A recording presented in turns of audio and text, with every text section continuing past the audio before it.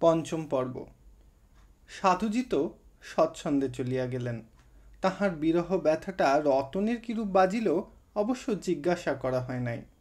সম্ভবত মারাত্মক তেমন কিছু হইবে না, কিন্তু একজন তো দেখিলাম কাঁদিয়া গিয়া ঘরে ঢুকিলেন, এবং তৃতীয় ব্যক্তি রহিলাম আমি।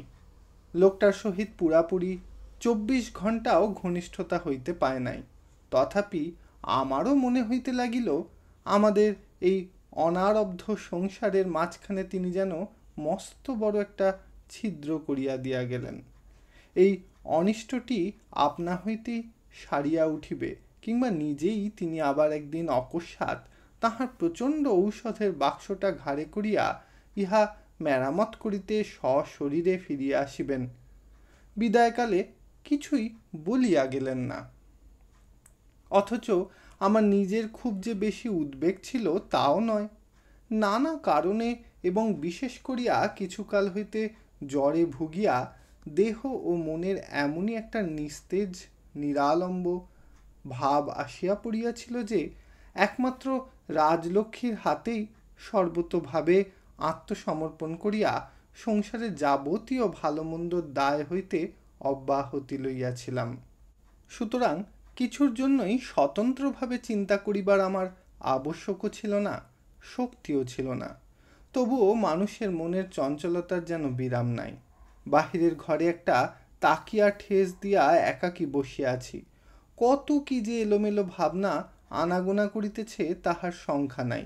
সম্মুখের প্রাঙ্গণতলে আলোর দীপ্তি ধীরে ধীরে ম্লান হইয়া আসন্ন রাত্রির ইঙ্গিতে অন্যমনস্ক মনটাকে মাঝে মাঝে এক একটা চমক দিয়া যাইতেছে। মনে হইতেছে এ জীবনে যত রাত্রি আসিয়াছে গিয়াছে তাহাদের সহিত আজিকার এই অনাগত নিশার অপরিজ্ঞাত মূর্তি যেন কোনো অদৃষ্টপূর্ব নারীর অবগুণ্ঠিতা মুখের মতো রহস্যময়। অথচ এই অপরিচিতার কেমন প্রকৃতি, কেমন প্রথা কিছুই না জানিয়া একেবারে ইহার শেষ পর্যন্ত পৌঁছিতেই হইবে। মধ্যপথে আর ইহার কোনো বিচারই চলিবে না। আবার পরক্ষণেই যেন অক্ষম চিন্তার সমস্ত শৃঙ্খলই এক নিমেষে ভাঙিয়া বিপর্যস্ত হইয়া যাইতেছে। এমনই যখন মনের অবস্থা, সেই সময় পাশের দ্বারটা খুলিয়া রাজলক্ষ্মী প্রবেশ করিল। তাহার চোখ দুটো সামান্য একটু রাঙা, একটু যেন ফুলা ফুলা। ধীরে ধীরে আমার কাছে আসিয়া বসিয়া বলিল, ঘুমিয়ে পড়েছিলাম। কহিলাম, আশ্চর্য কি, যে ভার যে শ্রান্তি তুমি বয়ে বেড়াচ্ছ আর কেউ হলে তো ভেঙেই পড়তো, আর আমি হলে তো দিন রাতের মধ্যে চোখ খুলতেই পারতুম না, কুম্ভকর্ণের নিদ্রা দিতুম। রাজলক্ষ্মী হাসিয়া কহিল, কিন্তু কুম্ভকর্ণের ম্যালেরিয়া ছিল না। যাই হোক, তুমি তো দিনের বেলায় ঘুমোওনি। বলিলাম, না, কিন্তু এখন ঘুম পাচ্ছে, হয়তো একটু ঘুমোবো। কারণ কুম্ভকর্ণের যে ম্যালেরিয়া ছিল না এমন কথাও বাল্মীকি মুনি কোথাও লিখে যাননি। সে ব্যস্ত হইয়া বলিল, ঘুমোবে এই অবেলায়?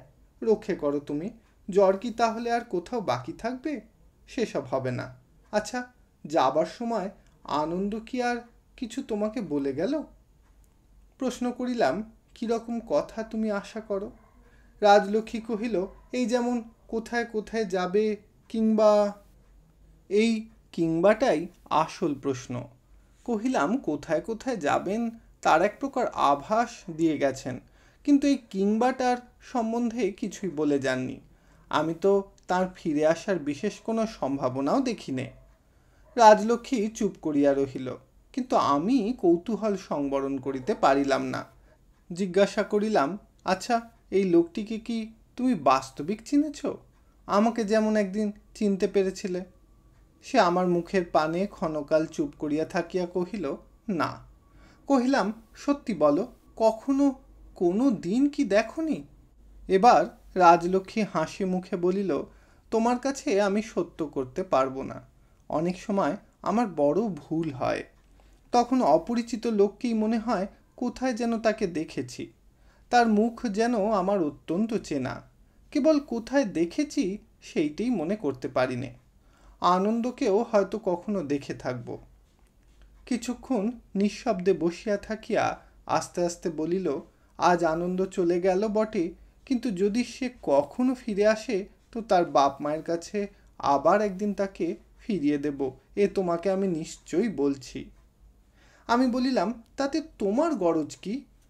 সে কহিল, অমন ছেলে চিরদিন ভেসে বেড়াবে এ কথা ভাবলেও যেন আমার বুকে শুল বেঁধে। আচ্ছা, তুমি নিজেও তো সংসার ছেড়েছিলে, সন্ন্যাসী হওয়ার মধ্যে কি সত্যিকার আনন্দ কিছু আছে? কহিলাম, আমি সত্যিকার সন্ন্যাসী হইনি, তাই ওর ভেতরকার সত্যি খবরটি তোমাকে দিতে পারবো না। যদি কোনোদিন সে ফিরে আসে এ সংবাদ তাকেই জিজ্ঞাসা করো। রাজলক্ষ্মী প্রশ্ন করিল, আচ্ছা, বাড়িতে থেকে কি ধর্মলাভ হয় না? সংসার না ছাড়লে কি ভগবান পাওয়া যায় না? প্রশ্ন শুনিয়া আমি করজোড়ে বলিলাম, এর কোনোটার জন্যেই আমি ব্যাকুল নই লক্ষ্মী। এসব ঘোরতর প্রশ্ন আমাকে তুমি করো না, আবার আমার জ্বর আসতে পারে। রাজলক্ষ্মী হাসিল, তারপর করুণ কণ্ঠে কহিল, কিন্তু মনে হয় সংসারে আনন্দ তো সমস্তই আছে, তবু সে ধর্মের জন্য এই বয়সেই সব ছেড়ে দিয়ে এসেছে, কিন্তু তুমি তো তা পারোনি। বলিলাম, না, এবং ভবিষ্যতেও পারবো বলে মনে হয় না। রাজলক্ষ্মী কহিল, কেন মনে হয় না?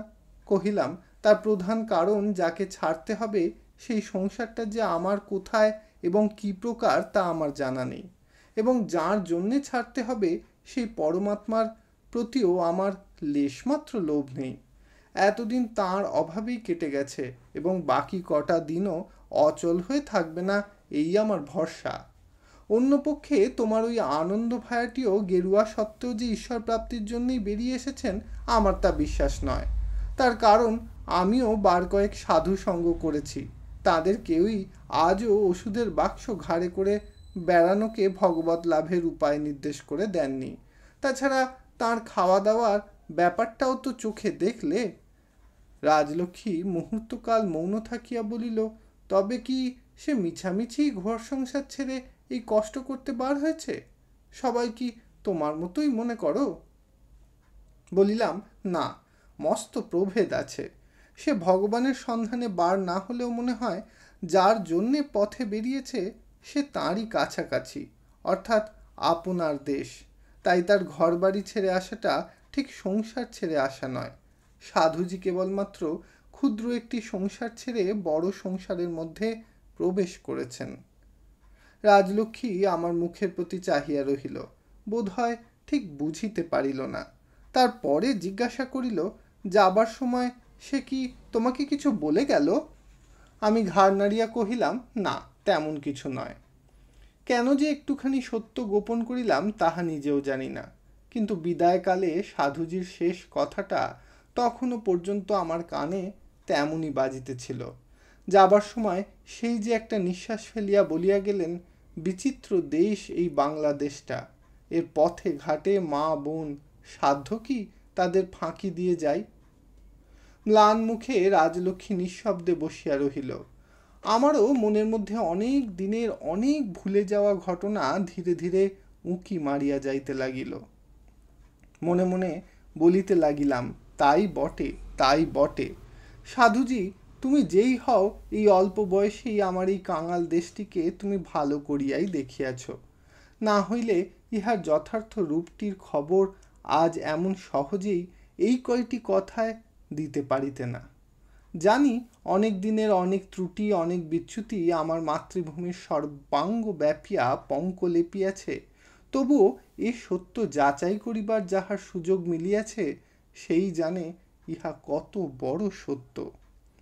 এইভাবে নীরবে মিনিট 10-15 কাটিয়া গেলে রাজলক্ষ্মী মুখ তুলিয়া কহিল, এই উদ্দেশ্যই যদি তার মনে থাকে একদিন আবার তাকে ঘরে ফিরতেই হবে। আমি বলে দিচ্ছি, এদেশে নিছক পরের ভালো করতে যাওয়ার যে দুর্গতি হয়তো সে আজও জানে না, এর স্বাদ কতক আমি জানি।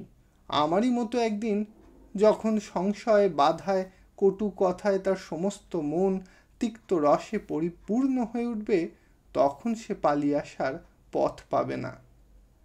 আমি সায় দিয়া কহিলাম, অসম্ভব নয়, কিন্তু আমার মনে হয় এসব দুঃখের কথা যেন সে বেশ জানে।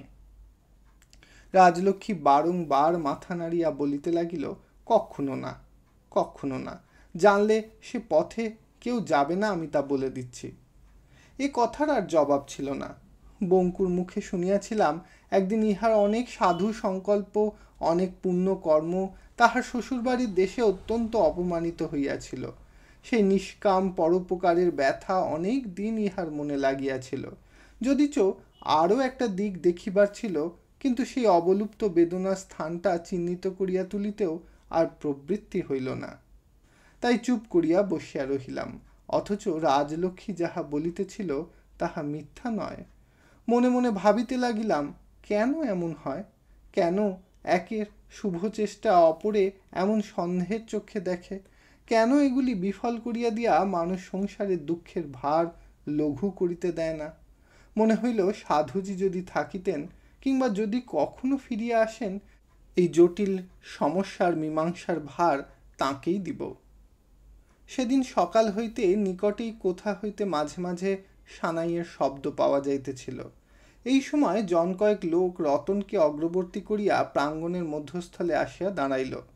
রতন সম্মুখে আসিয়া কহিল, মা, এরা আপনাকে রাজবরণ দিতে এসেছে। এসো না হে, দিয়ে যাও না, বলিয়া সে একজন প্রৌঢ় গোছের লোককে ইঙ্গিত করিল। লোকটির পরিধানে হরিদ্রা রঙে ছোপানো একটি কাপড়, গলায় নতুন কাঠের মালা। অত্যন্ত সংকোচের সহিত অগ্রসর হইয়া আসিয়া বারান্দার নিচে হইতেই নতুন শালপাতায় একটি টাকা ও একটি সুপারি রাজলক্ষ্মীর পদতলের উদ্দেশ্যে রাখিয়া মাটিতে মাথা ঠেকাইয়া প্রণাম করিল এবং কহিল, মা ঠাকুরন, আজ আমার মেয়ের বিয়ে। রাজলক্ষ্মী উঠিয়া আসিয়া তাহা গ্রহণ করিল এবং পুলকিত চিত্তে কহিল, মেয়ের বিয়েতে এই বুঝি দিতে হয়? রতন কহিল, না মা, তা নয়, যার যেমন সাধ্য সে তেমনই জমিদারকে দেয়। এরা ছোট জাত ডোম, এর বেশি আর কোথায় কি পাবে বলুন? এই কত কষ্টে। কিন্তু নিবেদন সমাপ্ত হইবার পূর্বেই টাকাটা ডোমের শুনিয়া রাজলক্ষ্মী তাড়াতাড়ি রাখিয়া দিয়া বলিল, তবে থাক থাক, এও দিতে হবে না, তোমরা এমনি মেয়ের বিয়ে দাওগে। এই প্রত্যাখ্যানে কন্যার পিতা এবং ততোধিক রতন নিজে বিপদগ্রস্ত হইয়া উঠিল। সে নানা প্রকারে বুঝাইবার চেষ্টা করিতে লাগিল যে এই রাজবরণের সম্মানটা গ্রহণ না করিলে কোনো মতেই চলিবে না। রাজলক্ষ্মী কেন যে এই সুপারি শুদ্ধ টাকাটা লইতে কিছুতেই চাহে না, ঘরের ভিতরে বসিয়া আমি তাহা বুঝিয়াছিলাম, এবং রতনী বা কি জন্য যে স্বনির্বন্ধ অনুরোধ করিতেছিল তাহাও আমার অবিদিত ছিল না।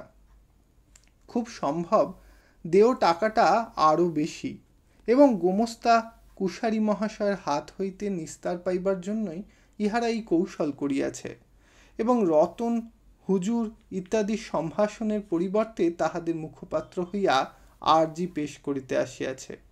সে যে যথেষ্ট আশ্বাস দিয়াই আনিয়াছে তাহাতে সন্দেহ মাত্র নেই। তাহার এই সংকট অবশেষে আমি মোচন করিলাম। উঠিয়া আসিয়া টাকাটা তুলিয়া লইয়া কহিলাম, আমি নিলাম, তোমরা বাড়ি গিয়ে বিয়ের উদ্যোগ করোগে। রতনের মুখ গর্বে উজ্জ্বল হইয়া উঠিল এবং রাজলক্ষ্মী অস্পৃশ্যের প্রতিগ্রহের দায় হইতে পরিত্রাণ পাইয়া হাঁফ ফেলিয়া বাঁচিল। খুশি হইয়া কহিল, এ ভালোই হলো যে যার মান্য তিনি স্বহস্তে নিলেন। এই বলিয়া সে হাসিল।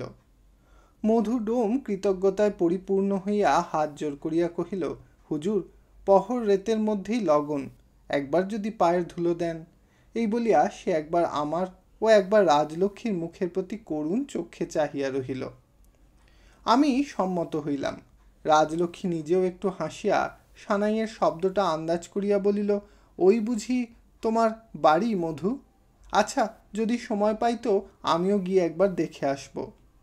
রতনের প্রতি চাহিয়া কহিল, বড় তোরঙ্গটা খুলে দেখ তো রে, আমার নতুন শাড়িগুলো আনা হয়েছে কিনা। যা, মেয়েটিকে একখানা দিয়ে আয়।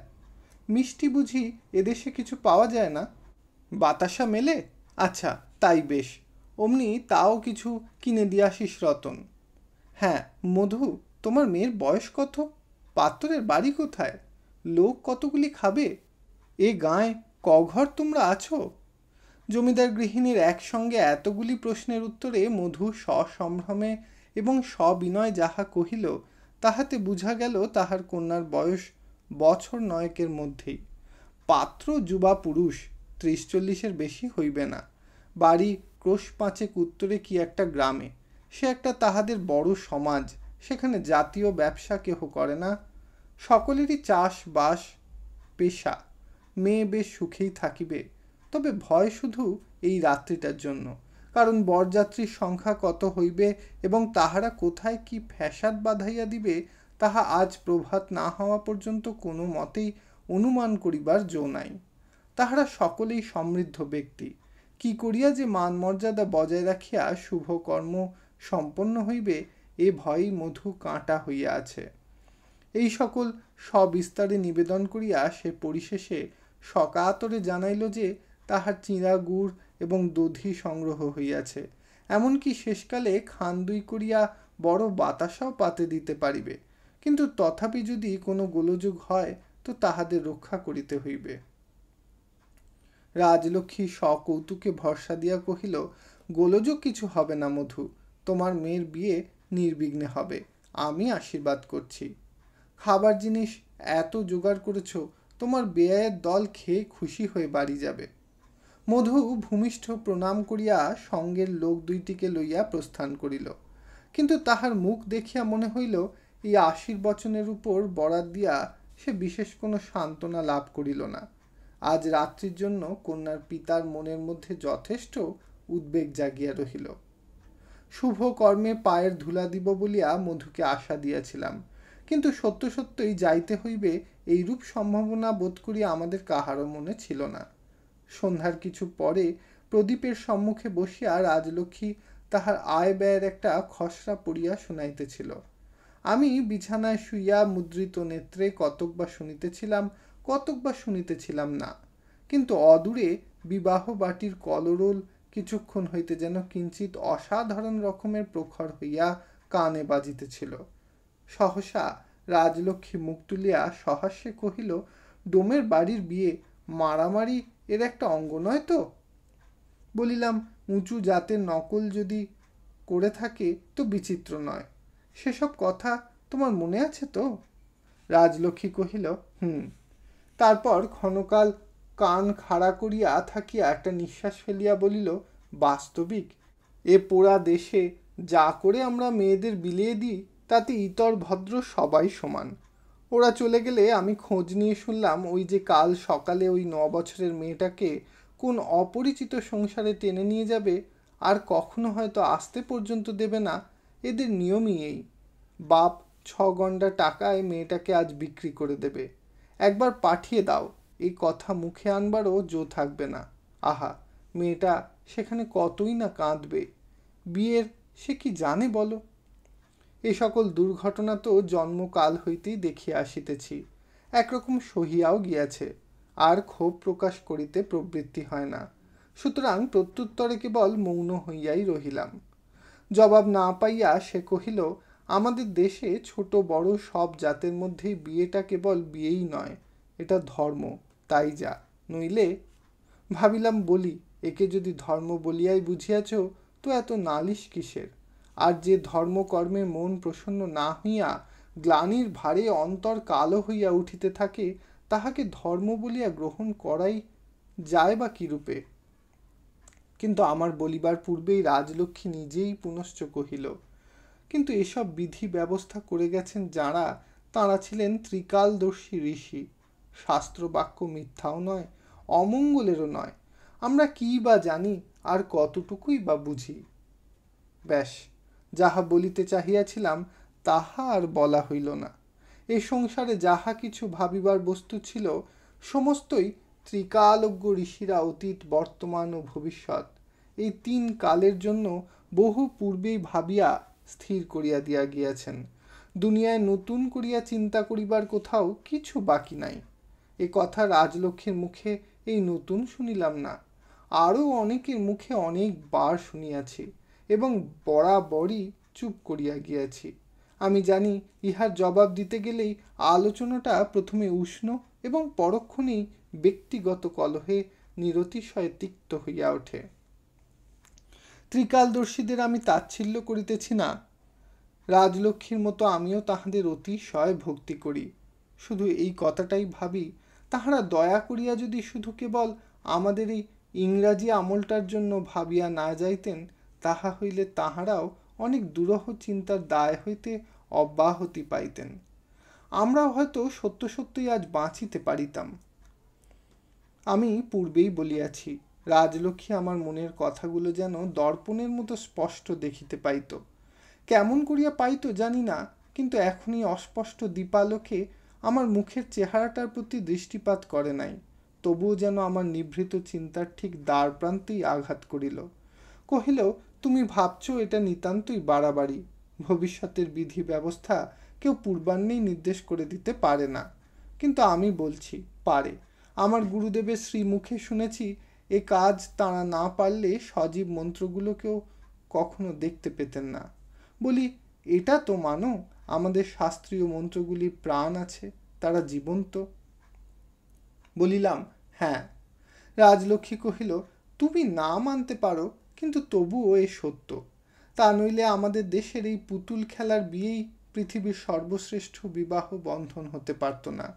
এ সমস্তই তো ওই সজীব মন্ত্রের জোরে, সেই ঋষিদের কৃপায়।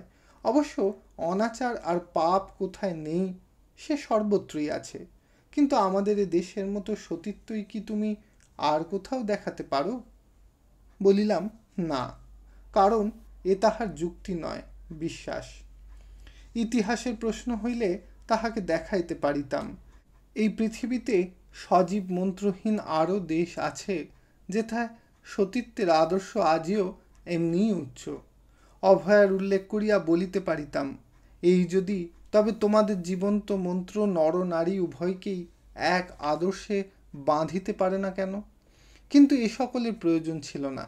আমি জানিতাম তাহার চিত্তের ধারাটা কিছুদিন হইতেই কোন দিক দিয়া বহিতেছে। দুষ্কৃতির বেদনা সে ভালো করিয়াই জানে। যাহাকে সমস্ত অন্তর দিয়া ভালোবাসিয়াছে, তাহাকে কলুষিত না করিয়া কেমন করিয়া যে সে এ জীবনে লাভ করিবে, তাহার কিছুই সে ভাবিয়া পায় না। তাহার দুর্বশ হৃদয় ও প্রবুদ্ধ ধর্মবৃত্তি, এই দুই প্রতিকূলগামী প্রচণ্ড প্রবাহ যে কেমন করিয়া কোন সঙ্গমে সম্মিলিত হইয়া এই দুঃখের জীবনে তাহার তীর্থের মতো সুপবিত্র হইয়া উঠিবে, সে তাহার কোনো কিনারাই দেখিতে পায় না। কিন্তু আমি পাই, নিজেকে নিঃশেষে দান করিয়া পর্যন্ত অপরের গোপন আক্ষেপ প্রতিনিয়তই আমার চোখে পড়ে। বেশ স্পষ্ট নয় বটে, কিন্তু তবু যেন দেখিতে পাই তাহার যে দুর্মদ কামনা এতদিন অত্যুগ্র নেশার মতো তাহার সমস্ত মনটাকে উতলা উন্মত্ত করিয়া রাখিয়াছিল, সে যেন আজ স্থির হইয়া তাহার সৌভাগ্যের, তাহার প্রাপ্তিটার হিসাব দেখিতে চাহিতেছে। এই হিসাবের অঙ্কগুলায় কি আছে জানি না, কিন্তু শূন্য ছাড়া যদি আর কিছুই আজ আর সে না দেখিতে পায়, তো কেমন করিয়া কোথায় গিয়া যে আবার আমি নিজের এই শতচ্ছিন্ন জীবন জালের গ্রন্থি বাঁধিতে বসিব, এ চিন্তা আমার মধ্যে বহুবার আনাগোনা করিয়া গিয়াছে।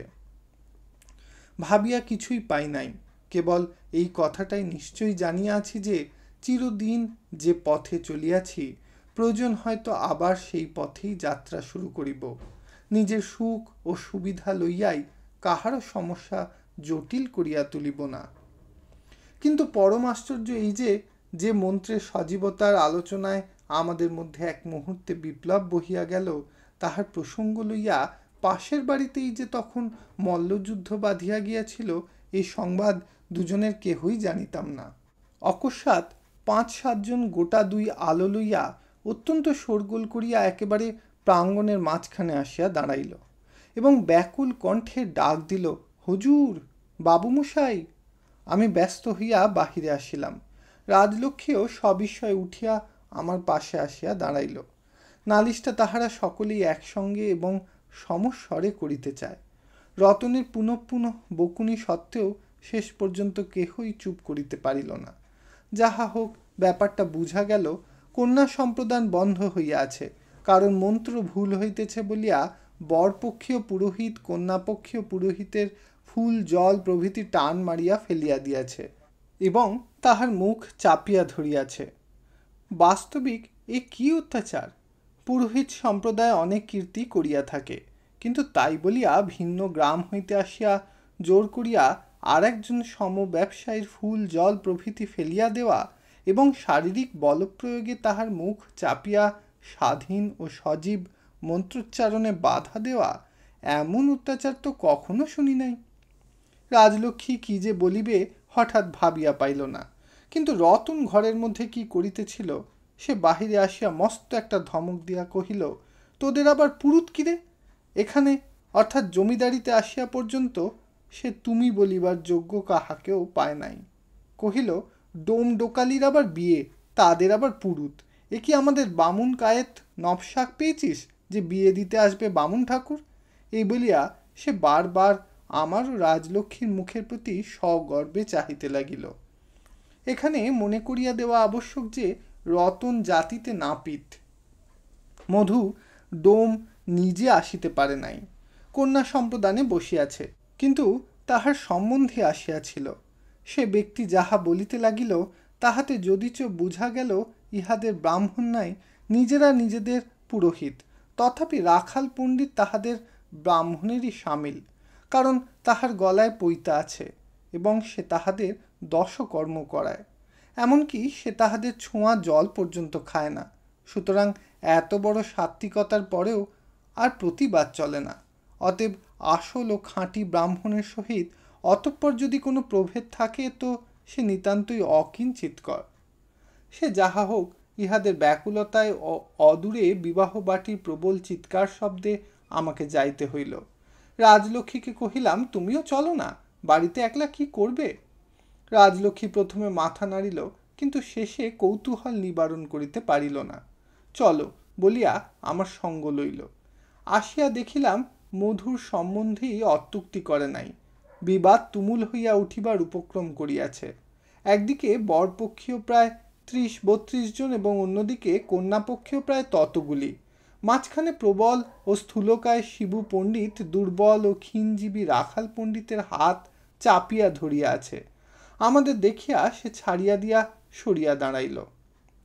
আমরা সসম্মানে একটা মাদুরের উপর আসন গ্রহণ করিয়া শিবু পণ্ডিতকে এই অতর্কিত আক্রমণের হেতু জিজ্ঞাসা করায় সে কহিল, হুজুর, মন্তরের জানে না এই বেটা, আবার নিজেকে বলে পণ্ডিত, বিবাহটাই আজ ভেস্তে দিত। রাখাল মুখ ভেঙাইয়া প্রতিবাদ করিয়া বলিল, হ্যাঁ দিত, 5খানা গায়ে ছাদ্য বিয়ে নিত্যি দিচ্ছি, আর আমি জানি নে মন্তর। মনে ভাবিলাম এখানেও সেই মন্ত্র, কিন্তু বাটিতে রাজলক্ষ্মীর কাছে না হয় মৌন থাকিয়াই তর্কের জবাব দিয়াছি, কিন্তু এখানে যদি যথার্থই মধ্যস্থতা করিতে হয় তো বিপদে পড়িতে হইবে। অবশেষে বহু বাদ বিতণ্ডায় স্থির হইল যে রাখালি মন্ত্র পাঠ করাইবে, কিন্তু ভুল যদি কোথাও হয় তো শিবুকে আসন ছাড়িয়া দিতে হইবে। রাখাল রাজি হইয়া পুরোহিতের আসন গ্রহণ করিল এবং কন্যার পিতার হাতে কয়েকটা ফুল এবং বর কন্যার 2 হাত একত্র করিয়া দিয়া যে বৈদিক মন্ত্র পাঠ করিল তাহা আমার আজও মনে আছে। এগুলি সজীব কিনা জানি না, এবং মন্ত্র সম্বন্ধে কোনো জ্ঞান না থাকা সত্ত্বেও সন্দেহ হয় বেদে ঠিক এই কথাগুলি ঋষিরা সৃষ্টি করিয়া যান নাই। রাখাল পণ্ডিত বরকে বলিলেন, বলো মধু ডোমায় কন্যায় নমঃ। বর আবৃত্তি করিল, মধু ডোমায় কন্যায় নমঃ। রাখাল কন্যাকে বলিলেন, বলো ভগবতী ডোমায় পুত্রায় নমঃ। বালিকা কন্যার উচ্চারণে পাছে ত্রুটি হয়, এই জন্য মধু তাহার হইয়া উচ্চারণ করিতে যাইতেছিল। এমন সময় শিবু পণ্ডিত 2 হাত তুলিয়া বজ্র গর্জনে সকলকে চমকিত করিয়া বলিয়া উঠিল, ও মন্তরী নয়, বিয়েই হলো না। পিছনে একটা টান পাইয়া ফিরিয়া দেখি রাজলক্ষ্মী মুখের মধ্যে আঁচল গুজিয়া প্রাণপণে হাসি চাপিবার চেষ্টা করিতেছে এবং উপস্থিত সমস্ত লোকই একান্ত উদ্গ্রীব হইয়া উঠিয়াছে। রাখাল পণ্ডিত লজ্জিত মুখে কি একটা বলিতে গেল, কিন্তু তাহার কথা কেহ কানেই লইল না। সকলেই সমস্বরে শিবুকে অনুনয় করিতে লাগিল, পণ্ডিত মশাই, মন্ত্রটি আপনিই বলিয়ে দিন, নইলে এ বিয়েই হবে না, সব নষ্ট হয়ে যাবে। সিকি দক্ষিণে ওকে দিয়ে আপনি 12 আনা নেবেন পণ্ডিত মশাই। শিবু পণ্ডিত তখন ঔদার্য দেখাইয়া কহিলেন, রাখালের দোষ নেই, আসল মন্ত্র আমি ছাড়া এই অঞ্চলে আর কেউ জানেই না। বেশি দক্ষিণে আমি চাই নে, আমি এইখান থেকেই মন্ত্র পাঠ করছি, রাখাল ওদের পড়াক। এই বলিয়া সেই শাস্ত্রজ্ঞ পুরোহিত মন্ত্রোচ্চারণ করিতে লাগিলেন এবং পরাজিত রাখাল নিরীহ ভালো মানুষটির মতো বর কন্যাকে আবৃত্তি করাইতে লাগিল। শিবু কহিলেন, বলো, মধু ডোমায় কন্যায় ভুজ্য পত্রং নমঃ। বর আবৃত্তি করিল, মধু ডোমায় কন্যায় ভুজ্য পত্রং নমঃ। শিবু কহিলেন, মধু, এবার তুমি বলো, ভগবতী ডোমায় পুত্রায় সম্প্রদানং নমঃ। সকন্যা মধু ইহাই আবৃত্তি করিল। সকলেই নীরব স্থির। ভাবে বোধ হইল শিবুর মতো শাস্ত্রজ্ঞ ব্যক্তি ইতিপূর্বে এ অঞ্চলে পদার্পণ করে নাই। শিবু বরের হাতে ফুল দিয়া কহিলেন, বিপিন, তুমি বলো, যতদিন জীবনং ততদিন ভাত কাপড় প্রদানং স্বাহা। বিপিন থামিয়া থামিয়া বহু দুঃখে বহু সময় এই মন্ত্র উচ্চারণ করিল। শিবু কহিলেন, বর কন্যা দুজনেই বলো, যুগল মিলনং নমঃ। বর এবং কন্যার হইয়া মধু ইহা আবৃত্তি করিল। ইহার পরে বিরাট হরিধ্বনি সহকারে বর কন্যাকে বাটির মধ্যে বহন করিয়া লইয়া যাওয়া হইল। আমার চতুষ্পার্শ্বে একটা গুঞ্জন রোল উঠিল। সকলেই এক বাক্যে স্বীকার করিতে লাগিল যে হ্যাঁ, একজন শাস্ত্র জানা লোক বটে, মন্তর পড়ালে বটে। রাখাল পণ্ডিত এতকাল আমাদের কেবল ঠকিয়েই খাচ্ছিল। সমস্তক্ষণ আমি গম্ভীর হইয়াইছিলাম এবং শেষ পর্যন্ত এই অসীম গাম্ভীর্য বজায় রাখিয়াই রাজলক্ষ্মীর হাত ধরিয়া বাটি ফিরিয়া আসিলাম। ওখানে কি করিয়া যে সে আপনাকে সংবরণ করিয়া বসিয়াছিল আমি জানি না, কিন্তু ঘরে আসিয়া হাসির প্রবাহে তাহার যেন দম বন্ধ হইবার জো হইল। বিছানায় লুটাইয়া পড়িয়া সে কেবলই বলিতে লাগিল, হ্যাঁ, একজন মহামহোপাধ্যায় বটে। রাখাল এতদিন এদের কেবল ঠকিয়েই খাচ্ছিল। প্রথমটা আমিও হাসি রাখিতে পারিলাম না, তাহার পরে কহিলাম, মহামহোপাধ্যায় দুজনেই, অথচ এমনি করেই তো এতকাল এদের মেয়ের মা এবং মেয়ের ঠাকুরমার বিয়ে হয়েছে। রাখালের যাই হোক, শিবু পণ্ডিতের মন্ত্রগুলো ঠিক ঋষি রুবাচ বলে মনে হলো না, কিন্তু তবু তো এদের কোনো মন্ত্রই বিফল হয়নি। এদের দেওয়া বিবাহ বন্ধন তো আজও তেমনই দৃঢ়, তেমনই অটুট আছে। রাজলক্ষ্মী হাসি চাপিয়া সহসা সোজা হইয়া উঠিয়া বসিল এবং এক দৃষ্টে চুপ করিয়া আমার মুখের পানে চাহিয়া কত কি যেন ভাবিতে লাগিল। ইতি শ্রীকান্ত উপন্যাসের তৃতীয় খণ্ডের পঞ্চম পর্ব সমাপ্ত হইল। ধন্যবাদ।